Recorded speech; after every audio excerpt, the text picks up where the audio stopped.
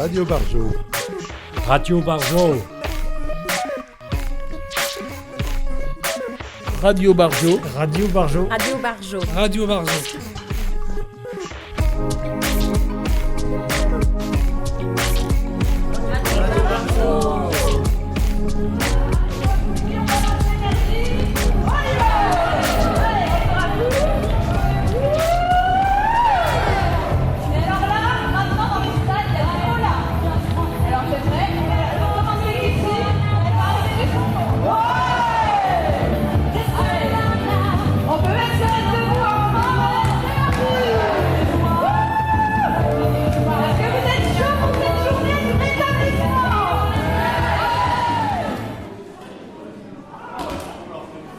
Bien, bonjour et bienvenue dans cette nouvelle émission de Radio Barjo qui est aujourd'hui dédiée aux ateliers du rétablissement qui se sont déroulés les 28 et 29 novembre 2024 au pavillon Joséphine à l'Orangerie à Strasbourg.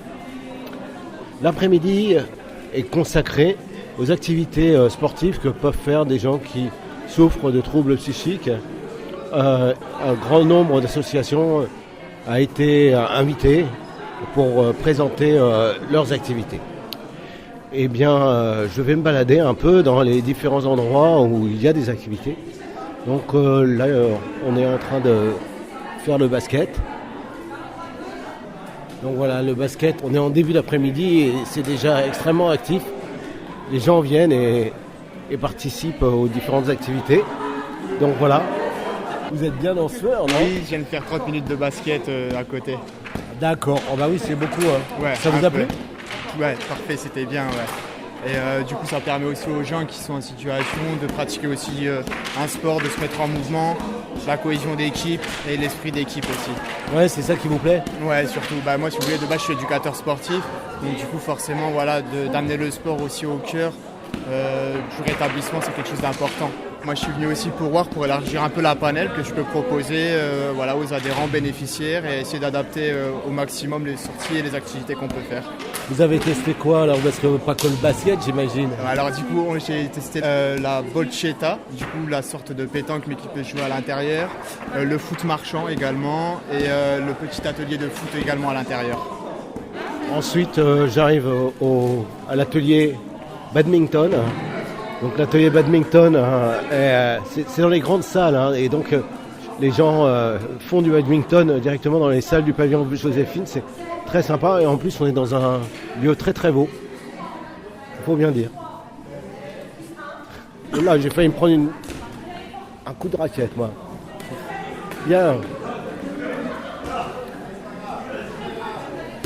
Eh bien nous arrivons maintenant à un jeu de boule en plastique. La boccia.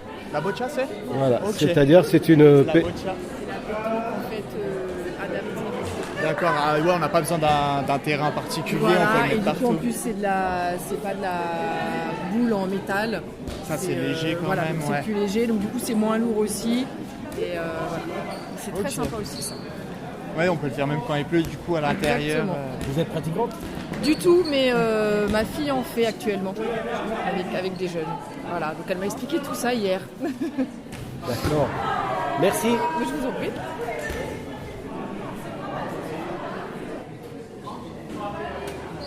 Et donc c'est du foot adapté. C'est du foot adapté, ouais. D'accord. Alors pour les exercices, par exemple, tout ce qui touche aux exercices, on va adapter ce qu'on va mettre en place, par exemple pour un public jeune, ce qu'on appelle les U6, les U7. Donc c'est vraiment le foot débutant. Et en fait, ce type d'exercice-là, on va l'adapter pour ce type de public-là. Parce que c'est vraiment la découverte des bases du football. Et c'est des choses, après, on va leur apprendre tout ce qui va toucher à l'environnement du football. C'est des choses qu'on va pouvoir aussi adapter sur la vie de tous les jours, la prise d'information. Ce qu'on enseigne à un footballeur, c'est avant de demander le ballon, avant de pouvoir toucher le ballon, c'est la prise d'information. Donc il va prendre l'information pour savoir s'il a un adversaire à côté de lui, si le but où il est, le terrain, etc., son emplacement à lui. Et ce genre de paramètres-là, en fait, on va pouvoir l'utiliser dans la vie de tous les jours. Quand on traverse la rue, on va prendre l'information s'il y a un véhicule qui arrive, etc. Et c'est ce type d'information-là qu'on va leur inculquer dans un premier temps. Merci beaucoup. Mais je vous en prie. Eh bien voilà, je continue ma petite balade. Et j'arrive à quelque chose d'un peu particulier, je crois, qui s'appelle, bonjour, Virtisens. C'est ça, tout à fait. De C'est une quoi capsule s'agit-il ? multisensorielle, c'est-à-dire qu'on fait le chaud, le froid, les odeurs, la vue, l'ouïe et le toucher. Et en fait, l'objectif, c'est de téléporter la personne alors qu'elle est soit dans un fauteuil roulant, soit dans un fauteuil coquille ou dans un lit. Et aussi les personnes lambda qui veulent profiter d'un voyage. Voilà. Donc aujourd'hui, il y a plus de 70 machines qui sont disposées en France, dans les centres de rééducation, dans les IME, dans les MAS, dans les femmes. Et en fait, on travaille sur plein de thèmes différents, donc que ce soit pour les AVC, pour le sport pour tous, la communication aussi pour tous avec les pictogrammes. Donc on a des jeux interactifs à l'intérieur pour que les gens puissent communiquer. Voilà. Et donc c'est Made in Ch'ti, donc on est dans le nord, et on est à Sommin, donc entre Valenciennes et Douai, et on fabrique tout nous-mêmes. Donc que ce soit les cartes électroniques, les logiciels, tout est fait en interne. Et même les films. Donc on fait entre 7 et 8 tournages par mois dans le monde entier. On choisit selon les capacités de chacun et l'envie de chacun. Donc je continue à regarder ce Virtisens. Les gens, là en ce moment, la dame est dans une sorte de grand 8, j'ai l'impression, donc ça elle doit avoir bien peur. Et voilà. Là pour le moment, elle n'a pas peur. Elle a décidé de se faire peur, d'avoir un peu plus de sensations fortes. Donc ça, c'est comme on expliquait, c'est pour savoir si les personnes ressentent des émotions. Et donc on pousse à l'extrême pour savoir s'il y aura des réactions entre ça. Et là, l'objectif, c'est de lui faire plaisir. Donc en fait, ça peut aussi être un outil diagnostique. Exactement. C'est à la fois un outil diagnostique et de rééducation uniquement de Alors en fait, diagnostic. on fait de la rééducation par du vrai sport adapté. Donc on peut faire du char à voile, on peut faire du chien de traîneau. On était en Laponie, on était filmé en Laponie. Donc les personnes ont vraiment l'impression de tenir le chien de traîneau. On peut faire du cheval, on a des sangles. On peut mettre un vélo d'appartement au-dessous et plutôt que de pédaler dans le vide, vous pédalez, mais en plus vous vous baladez à Croatie ou à Dubaï, mais en vélo. Merci en tout cas. Merci.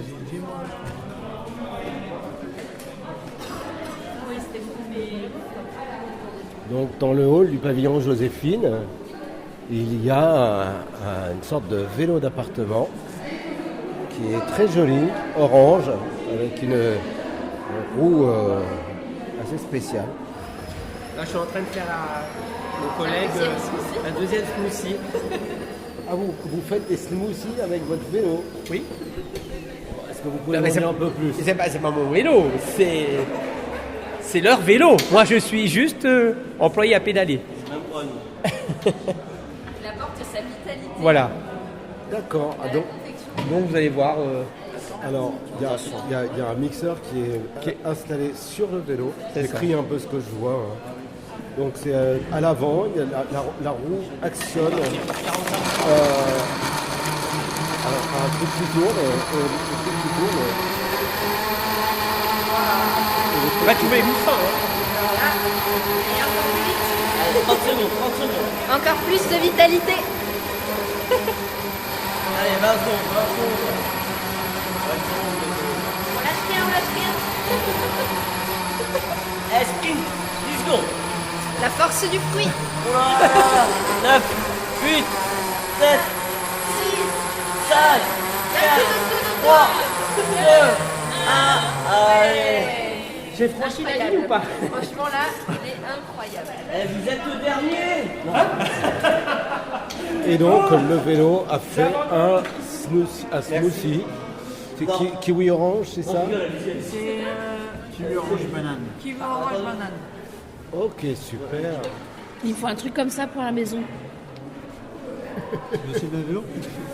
Ouais, pourquoi pas, le matin, à 6h, tout de suite. Vous en voulez un petit coup. Voilà, donc un vélo pour préparer ton smoothie, c'est ça? Ouais, c'est ça, ouais. Dès le matin, 7h, tu te fais ton smoothie avec le vélo, ouais. Ce serait une bonne idée, hein. Mais oui. Et moi, je me suis demandé pourquoi ce genre de vélo n'était pas plus répandu en appartement et si c'était pas possible technologiquement qu'il recharge des batteries. Vous avez une idée? Alors, je pourrais pas vous dire. Après, moi, nous, on vient de Nancy. Et moi, c'est vrai que j'ai... au niveau... je sors beaucoup au niveau culturellement sur Nancy. c'est vrai que c'est ce genre de construction. Moi, je le vois assez souvent dans les milieux culturels, artistiques, un peu underground.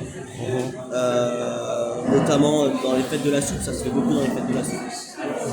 Fête de la soupe. Ouais, sur les fêtes de la soupe, le même principe. Excusez-moi, la fête de la soupe comme il y a la fête de la bière ou quoi? C'est ça, nous à Nancy, on a la fête de la soupe. Ah, c'est génial. Chacun fait sa soupe et on élit la meilleure soupe. Et voilà, c'est le même principe, mais on est mixeur. Entendu.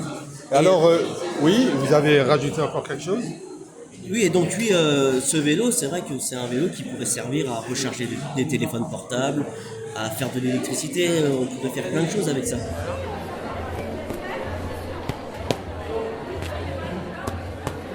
Là, vous régulez le gros car. On voit qu'il y a un peu d'expérience. Ça fait longtemps que j'en comprends. Ouais, mais c'est bon, il y a des restes.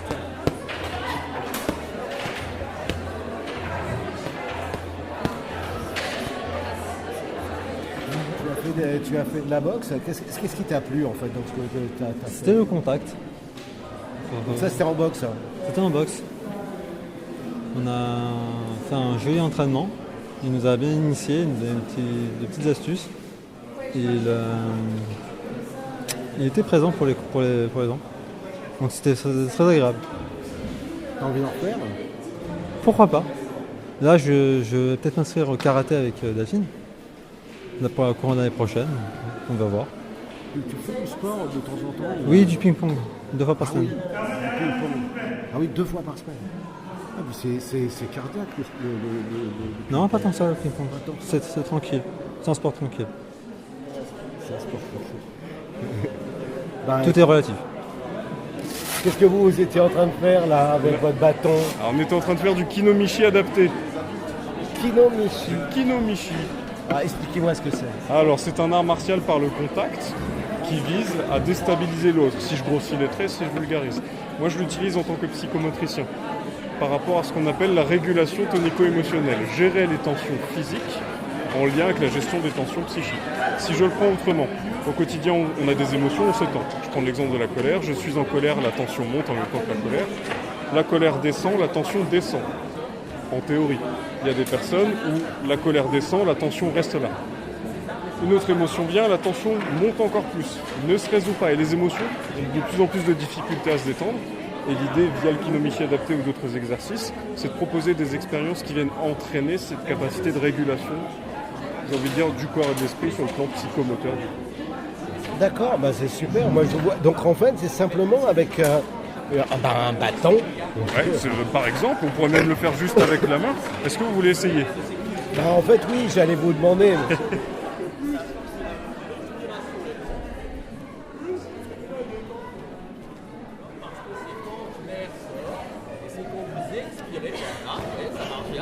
Non mais c'est ce qu'il faut. Le meilleur moyen de faire de l'apnée, c'est de bailler.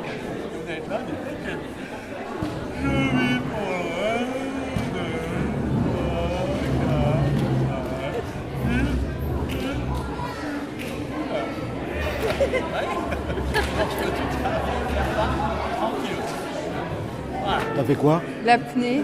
T'en as pensé quoi de l'apnée? On met pas la tête sous l'eau, hein? Ah non, on est au sec. Hein. On est au sec. Alors Ouais. c'est spécial quand même, non? Alors, franchement, j'ai trouvé l'instructeur très compétent.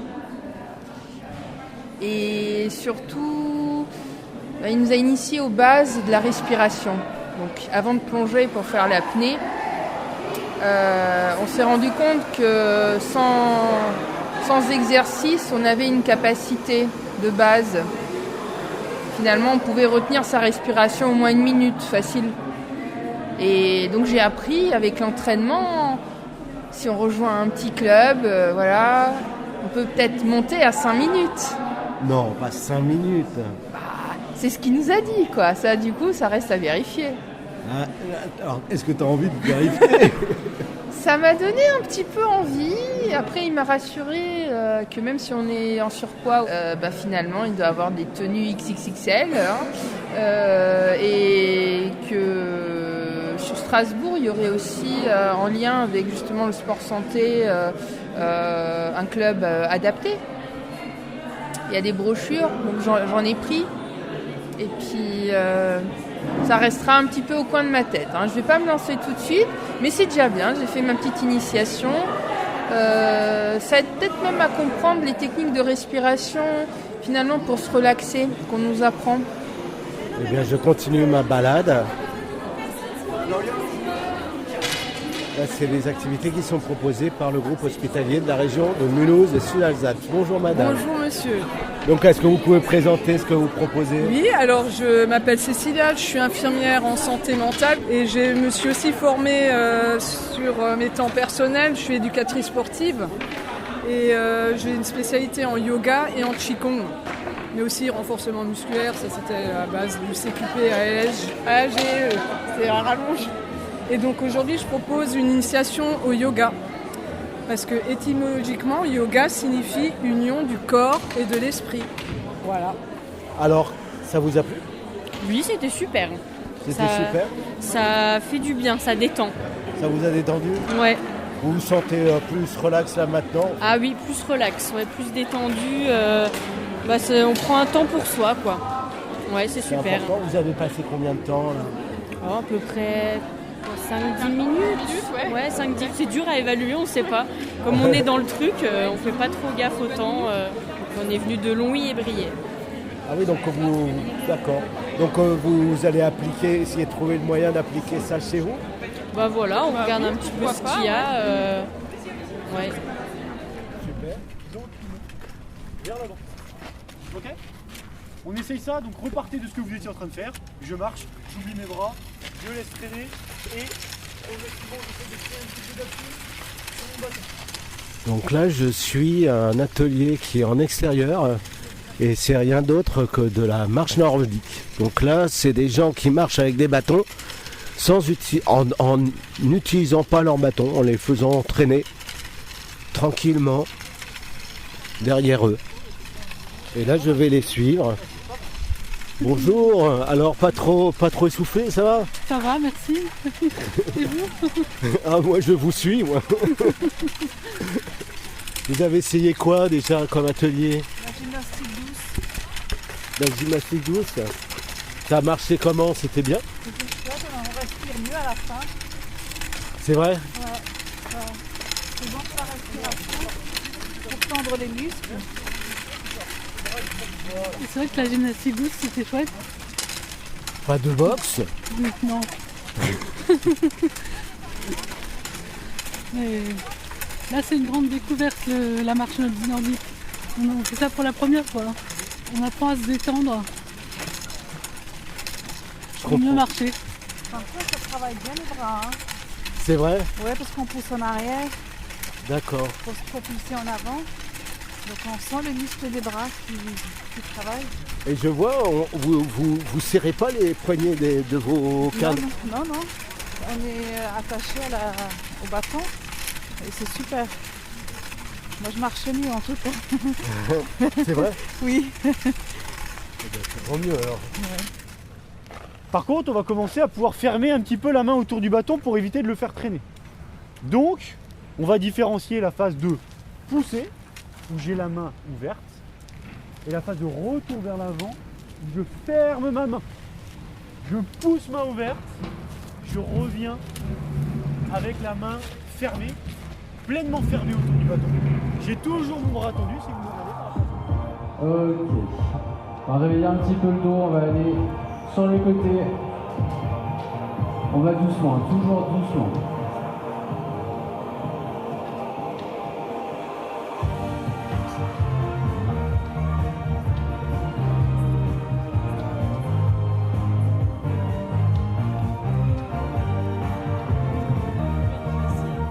Ok. Et pour finir, je vous propose de faire ce que M. Dagnon, ce que M. Nicole nous disait ce matin, un applaudissement. Donc on va faire un petit clapping. Je ne sais pas si vous vous souvenez tous.